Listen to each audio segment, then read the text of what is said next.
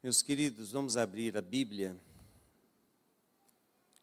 no texto que é o tema deste aniversário. Primeira Epístola de João, capítulo 3, verso de número 16. E em reverência à palavra do nosso Deus, fiquemos de pé.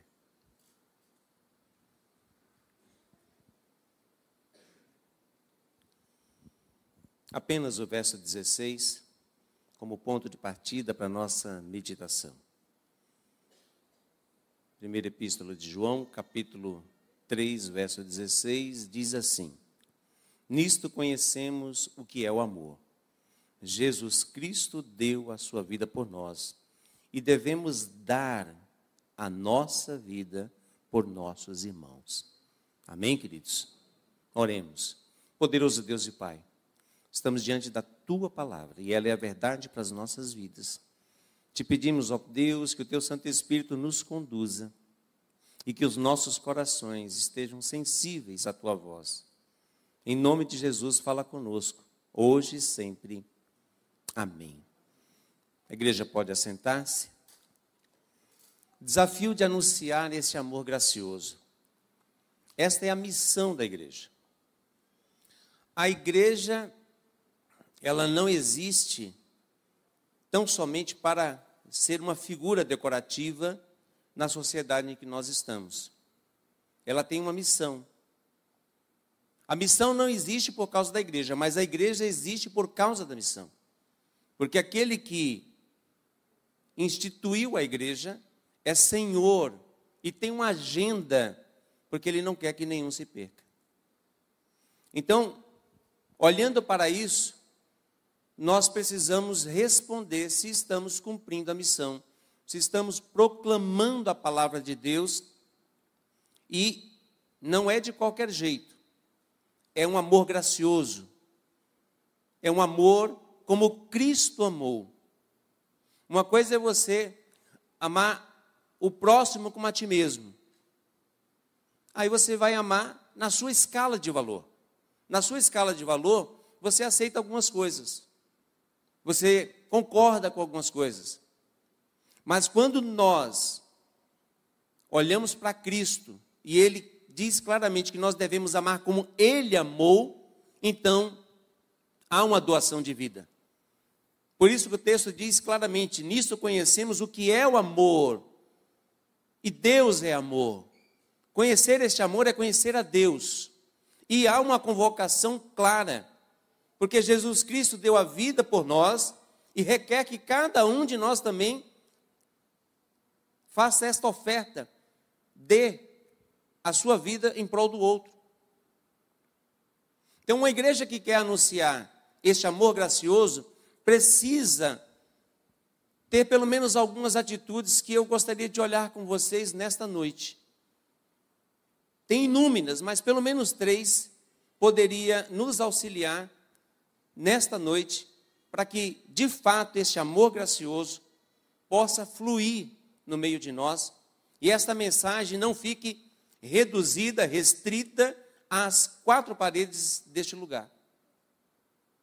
Primeira atitude que eu e você precisamos fazer é uma avaliação se aquilo que nós estamos proclamando, de fato, conversa com o nosso tempo, atinge as pessoas que estão à nossa volta.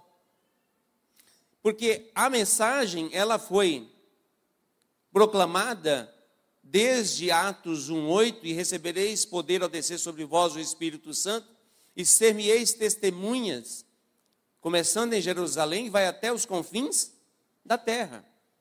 E esta mensagem foi pregada ao longo do tempo, de maneira intensiva em alguns momentos e outros até um pouco vagarosa, mas ela chegou, e de fato chegou até a PIB de São Miguel.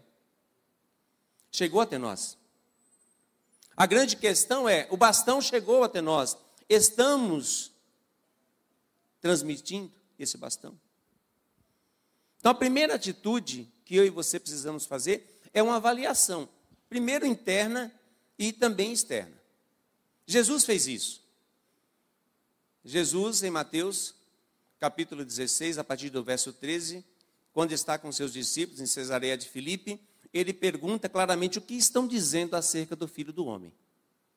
Então, se o nosso Senhor fez a avaliação em relação ao seu ministério, de maneira a olhar o que os outros estão falando lá fora, mas também se dirige aos discípulos, e vocês? Quem é o Filho do Homem para vocês? Isso mostra que esta avaliação é necessária. Não é porque nós estamos completando 77 anos, e quando eu falo nós, porque esta igreja está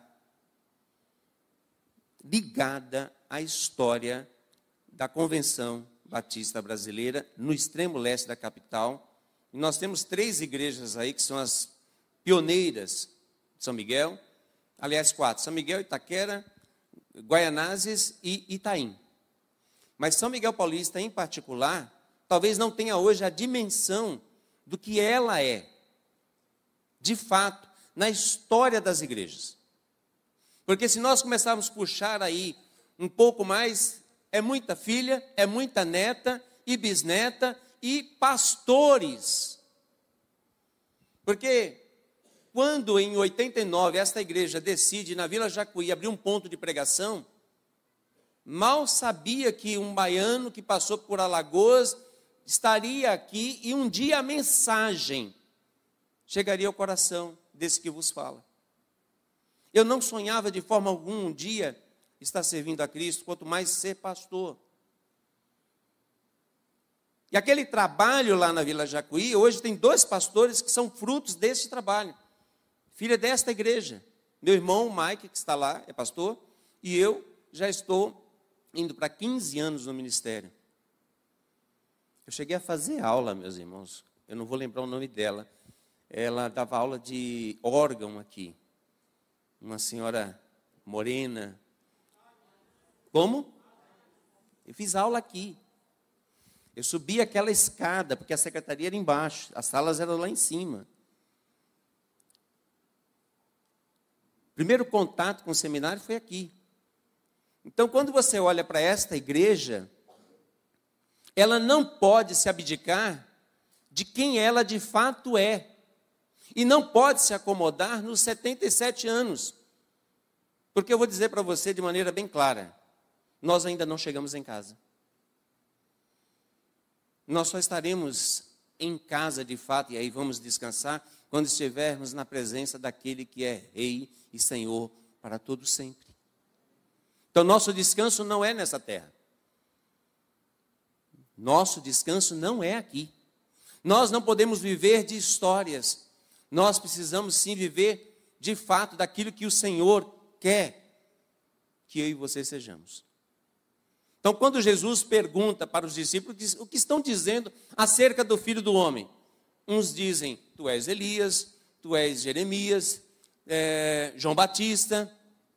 Não está falando de reencarnação, não está falando de nada disso, mas está falando exatamente, você é alguém que está no mesmo patamar, na mesma prateleira, na mesma envergadura destes homens, mas não sabiam dizer de fato quem era Jesus.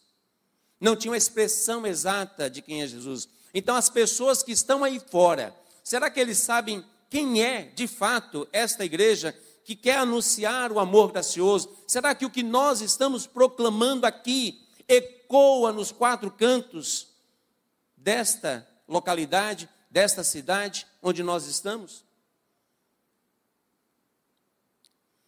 Talvez eles não tenham uma visão real. Ela pode chegar distorcida, com ruídos. Então, nós precisamos ver se, de fato, isso está ligado ao que nós conhecemos de Jesus. Porque quando Jesus chega para Pedro e fala, e vocês? Aliás, falou para os discípulos. Pedro é que é mais rápido, né? Afoito. Ele diz, tu és o Cristo, o Filho do Deus vivo. E aqui eu paro para dizer uma coisa para vocês, porque não foi Pedro que falou isso. O próprio Cristo disse que foi revelação do Pai.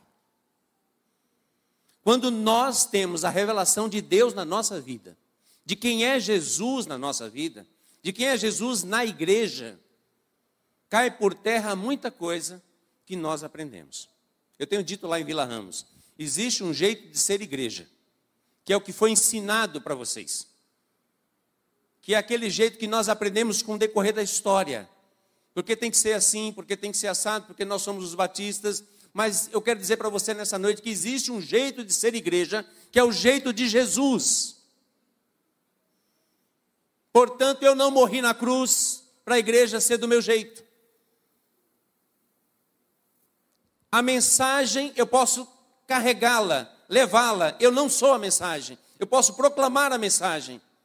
Portanto, quando nós sabemos quem é Jesus na nossa vida, tudo muda.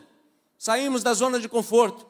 Porque Jesus, ao ver que aqueles que estavam com ele, de fato, o Pai revelou a verdade absoluta, ele também faz algo impressionante. Ele diz: edificarei a minha igreja. Então a avaliação, ela serve para sabermos exatamente o que os outros pensam de nós. Será que este bairro sente falta dessa igreja? Será que este bairro sabe... eu vi o pastor falando aqui que até hoje as pessoas conhecem a figura do pastor Mário da Natividade Valadão. Mas 40 anos já se passaram. A geração que conhece essa história também vai passar. Nós precisamos que as pessoas estejam escutando, vendo o que está acontecendo através de São Miguel, porque a revelação não mudou, o Pai não mudou, a verdade não mudou, o amor não mudou. Então nós não estamos em casa ainda para descansar. A minha palavra é, nesses 77 anos, faça esta avaliação. Mas principalmente a avaliação interna. Será que todos nós sabemos, de fato, quem é Jesus na nossa vida?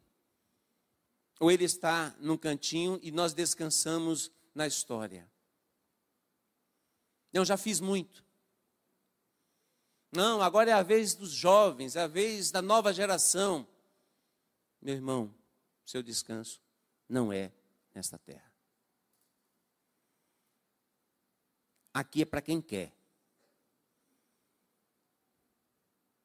Lá na igreja eu falo, eu vou pedir licença ao pastor para não ser desrespeitoso. Se alguém quiser ser promovido, a gente pode fazer a oração da promoção, porque já está querendo descansar. Aqui é para quem quer. É para quem sabe quem é Jesus. Não é para ficar preso no tempo e na história. Tem lenha para queimar. Tem histórias para dizer, viver e realizar. Mas para isso nós precisamos saber quem somos, quem é Jesus, por que estamos aqui. Por que insistimos ainda em manter as portas da igreja abertas? Porque ele disse: eu edificaria a minha igreja. E apesar do tempo, a igreja não será destruída. Ela será redimida. É bem diferente. Então vamos fazer um exercício aqui. Vamos pensar o seguinte, nessa avaliação interna. Nós estamos aqui. Vamos dizer que amanhã, domingo, pastor Eloy, todos os membros dessa igreja fossem iguais a você.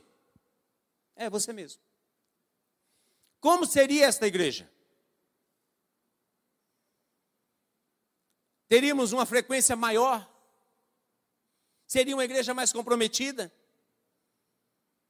Se essa igreja fosse, agora olhe para você mesmo e fala, se essa igreja fosse todos iguais a mim, seria mais madura? O conhecimento bíblico, como seria?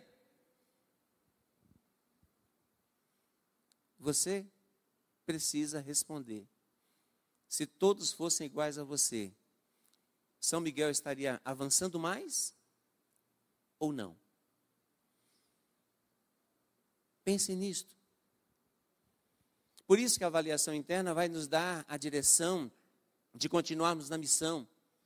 Porque se nós temos uma verdade, e é a única verdade, que liberta, que transforma, e que mudou a nossa história, ela precisa continuar sendo propagada, e não de qualquer jeito, de maneira bem graciosa, porque é o amor de Deus. Segunda coisa, segunda atitude que nós temos que ter, se queremos anunciar esse amor gracioso, que é o amor de Jesus, nós precisamos compreender a cosmovisão deste tempo, aonde a igreja está inserida. Porque nós não podemos conversar com o passado. Como temos visto algumas indagações dizendo, a igreja está pronta para a década de 80. Porque para este tempo, ela não está conversando mais. Onde o universo, o metaverso e as realidades virtuais estão tomando conta das nossas casas, das nossas relações. As pessoas se tornam cada vez mais míopes com a tela, porque eles só enxergam o que está perto. Miopia não é ausência de visão, é que ele não tem visão à distância, longa, visão lá na frente. Ele consegue ver aonde? Perto. E se eu e você como igreja estivermos míopes, espiritualmente falando, enxergando somente a nossa volta, quando Jesus nos chamou para os confins da terra, estamos fadados a não viver e não anunciar esse amor gracioso. Precisamos conhecer e dialogar com este mundo que nós estamos como igreja hoje. Porque se o Senhor trouxe vocês até aqui, trouxe a história da igreja até aqui, não é para nos fecharmos, é para avançarmos cada vez mais. No tempo de Jesus e no tempo do apóstolo Paulo, falando aí do primeiro século, a maior dificuldade era pregar para uma sociedade que acreditava em milhares de deuses. E a mensagem daquela igreja era a mesma mensagem que Deus coloca no Velho Testamento. Ouve, ó Israel, o Senhor teu Deus é o único Deus. Não há outro Deus. Quando Paulo chega em Atenas, qual é a sua dificuldade? Há altar para muitos deuses. E com medo de esquecerem de alguém, tinha um altar lá ao Deus desconhecido. Então a dificuldade do primeiro século era falar de um único Deus que não se podia ver nem tocar, para uma sociedade que tinha muitos deuses, acreditava em muitas divindades. Dizer que existia apenas uma era complicado. Mas quando nós chegamos na Idade Média, meus irmãos, século IV e V, Constantino, a igreja se torna o centro. A verdade. A única referência. Se alguém fosse contra uma bula papal, contra a igreja, ele era morto, decapitado, jogado na fogueira. Ele era extirpado da face da terra. Mas esta mensagem que começa em Atos 1:8 venceu tudo isso. E aí nós chegamos na Idade Moderna, que vem até meados do século XX, do século XVI para frente até meados do século XX, onde o homem passa a ser o centro. Com tudo que traz o homem para o interesse principal, o hedonismo, o egocentrismo, o homem se torna o centro. Deus já não está mais tendo a primazia. Mas não para por aí, a coisa pode piorar. Porque na pós-modernidade, cada pessoa se torna o centro. E a dificuldade hoje é você chegar para alguém e falar, saia do centro e deixe Jesus ser o centro da sua vida. Como que nós vamos pregar este amor gracioso se não compreendermos a realidade de hoje e dialogarmos com este tempo, com todas essas variantes de uma sociedade líquida, onde tudo é descartável, onde a família perde o valor, onde o certo vira errado e o errado vira certo. É isso que tem sido pregado. Então a igreja não pode se fechar nas quatro paredes e continuar vivendo a nossa história. A história que eu e você precisamos viver é a história de um Deus que não quer que nenhum se perca. É a história de um Deus que, de maneira graciosa, olhou naquela cruz e disse, Pai, perdoa-lhes porque não sabem o que fazem. quando Jesus diz ali, está consumado, a obra da redenção está feita, não há como ser revogada, ele estava cumprindo o amor do Pai por nós. O amor de Deus por nós. Então, a primeira atitude é você fazer a avaliação. O que as pessoas aqui estão falando de São Miguel e pensam sobre São Miguel? O que você está falando desta igreja? Porque nessa avaliação, cabe até uma avaliação pessoal. O que a minha família fala da minha pessoa como crente em Jesus Cristo? O que os meus netos estão dizendo? O que os meus filhos, meus parentes dizem da minha pessoa como um servo de Deus? Como igreja. Porque a igreja não é essa estrutura, irmãos. A igreja somos nós. Você é a igreja. Nós somos a igreja de Jesus, o corpo de Cristo aqui na terra, para anunciar esse amor gracioso. Então, faça essa avaliação. Segundo, compreenda o tempo que você está. E falo isso com todo respeito, porque eu tenho um irmão lá na igreja, o irmão Hélio, foi ovelha do Gorgônio, foi ovelha do João Martins, do Carlos Leite. Você conhece o irmão Hélio? O irmão Hélio um dia chegou para mim e falou, pastor, esse tempo está complicado. As igrejas não cantam mais o cantor cristão. As igrejas não tem mais escola dominical. Tempo bom era aquele. Eu falei, irmão Hélio, o irmão consegue voltar ontem? Se você voltar ontem, já é alguma coisa. Imagina o tempo lá atrás. Não, pastor, está difícil. Estão pintando a igreja de preto.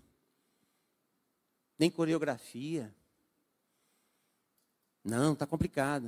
Aí eu peguei e falei para ele, então, Hélio, vamos fazer o seguinte. Quantos anos o irmão tem? Ele disse 80. Então eu falei, então vamos fazer um combinado. Você vai viver mais 80 e a gente não mexe no que está. Não, pastor, mas eu não vou estar aqui. Eu falei, então, se você viver 80, eu termino o meu ministério e estou livre de qualquer mudança. Mas se você não vai estar aqui, você precisa me ajudar a preparar a nova geração. Porque até que Cristo venha, ele precisa ser pregado, ele precisa ser vivido e ele precisa ser anunciado. E não é de qualquer jeito, é de maneira graciosa e tem que ser amando como ele amou. A nossa mensagem ecoa junto aos juniores, aos adolescentes, aos jovens, aqueles que estão passando pelas nossas ruas e nossas casas, em volta de cada um de nós, porque lá eu também sou igreja. Eu não sou igreja apenas aqui. Como diz os embaixadores do rei, ele representa Jesus Cristo aqui na terra. Então, aonde você pisa, sal chega e luz brilha. Preservando os valores da palavra, preservando aquilo que o Senhor mais prezou, que foi salvar o pecador, mudar realidades, transformar histórias. E a terceira atitude, meus irmãos, é entender que o Senhor também avalia a igreja. E aí você precisa saber que se foi Ele que edificou, se é Ele que vem buscar a igreja não pode fugir do seu propósito. E aí, lembre-se que em Atos 1:8, a igreja estava recebendo poder para fazer o quê? Ser testemunha. Até os confins da terra. E onde é os confins da terra daquele tempo? Até a Ásia Menor, onde tem a igreja de Éfeso, que era a mãe da maioria daquelas igrejas. Os confins da terra é dali até nós. E lá em Apocalipse, aquela igreja era zelosa. Aquela igreja sabia fazer um culto como ninguém.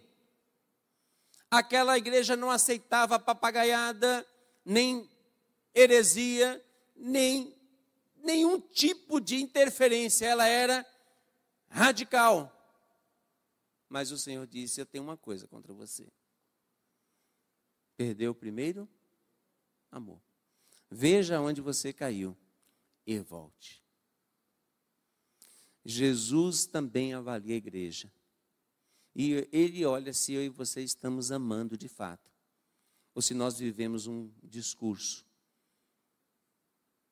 uma falácia. Nesse texto, quando ele diz: nisto conhecemos o que é o amor. Jesus Cristo deu a sua vida por nós, e devemos dar a nossa vida pelos nossos irmãos, por nossos irmãos. A minha pergunta é bem clara: você tem dado a sua vida para que o pecador seja alcançado por esse amor gracioso?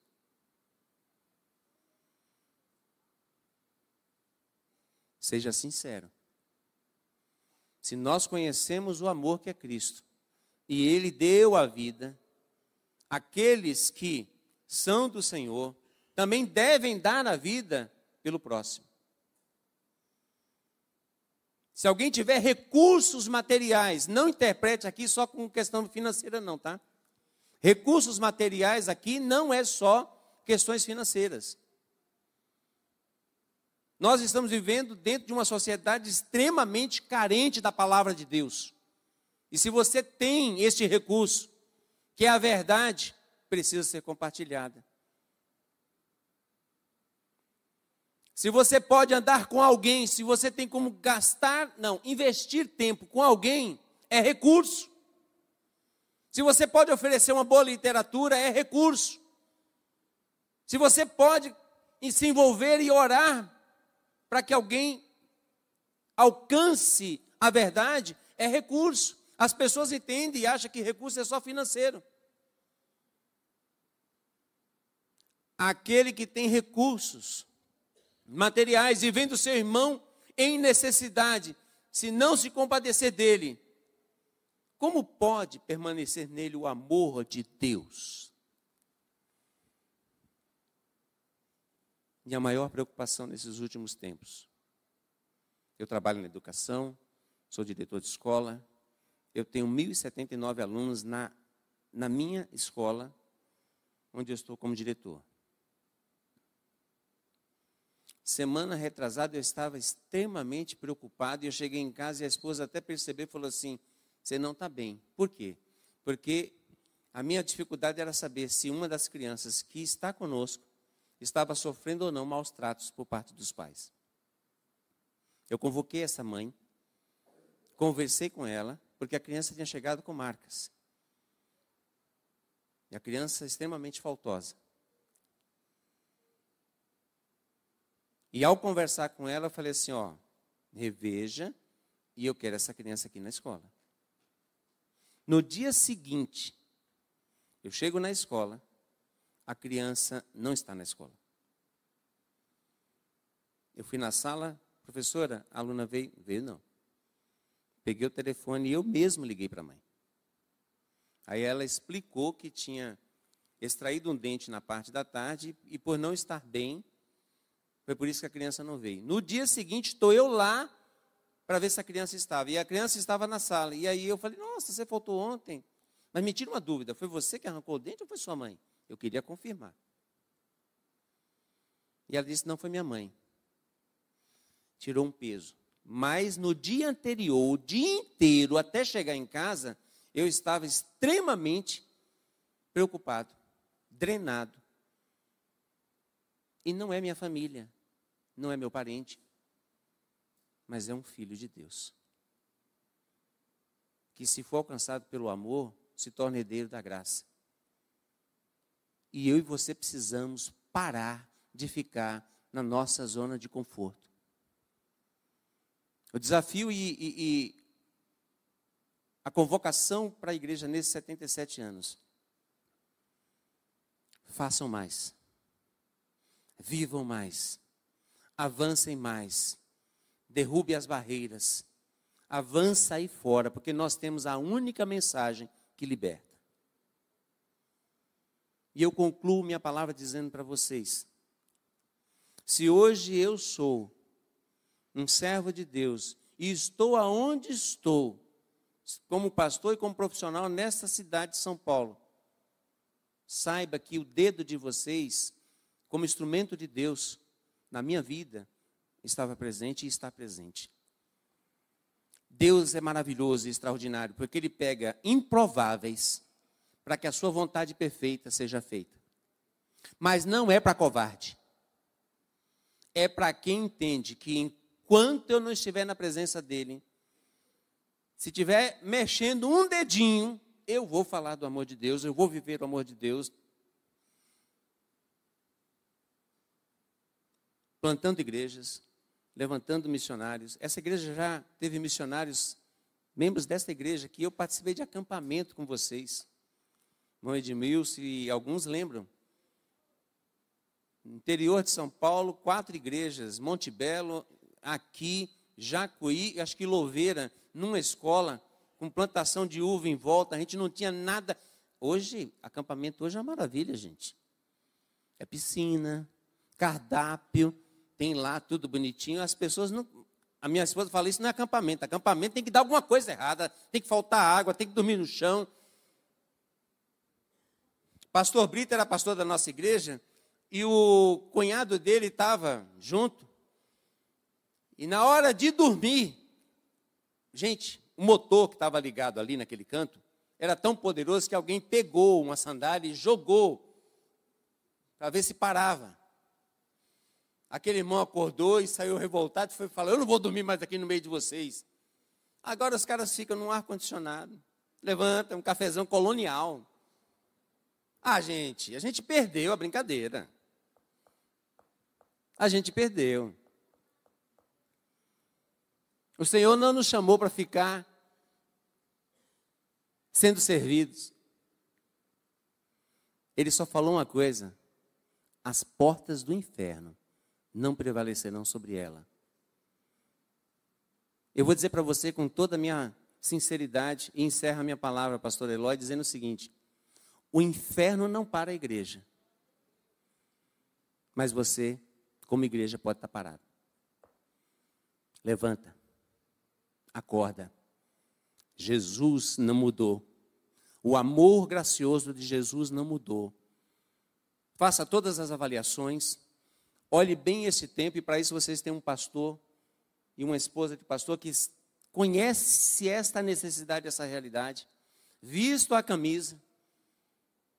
Ah, pastor, mas eu pensei que agora que eu ia descansar. Então, filhão, ninguém quer ir para Formosa, Saudade, ninguém quer ir para esses lugares. Certo? Então, se você não quer ir para lá, porque lá é o melhor lugar, gente.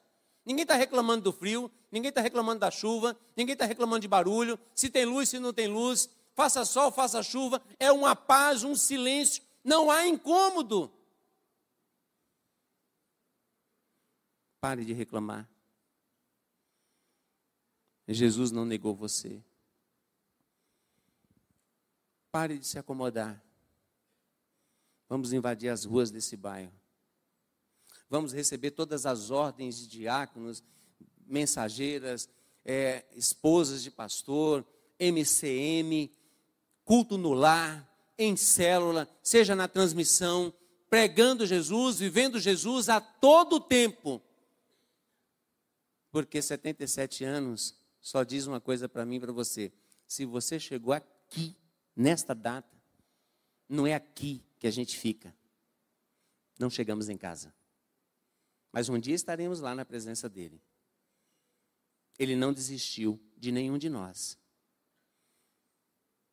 Como pastor, fruto do trabalho de vocês, eu quero pedir a vocês, arregassem as mangas e vivam Jesus nesse tempo, como nunca viveram.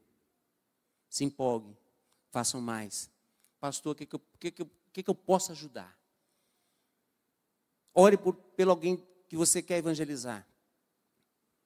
Antes a gente convidava as pessoas para o congresso, para uma conferência. Hoje, como cada pessoa é o centro da sua própria vontade, se você não andar com ele, se você não conversar com ele, se você não se envolver com a pessoa, não se relacionar com a pessoa, está complicado pregar o evangelho. É lado a lado, tete a tete. Porque ele vai olhar e falar assim, mas você não desiste de mim. Queridão, Jesus está de braços abertos. Que Deus nos abençoe. Complete essa palavra em nossos corações.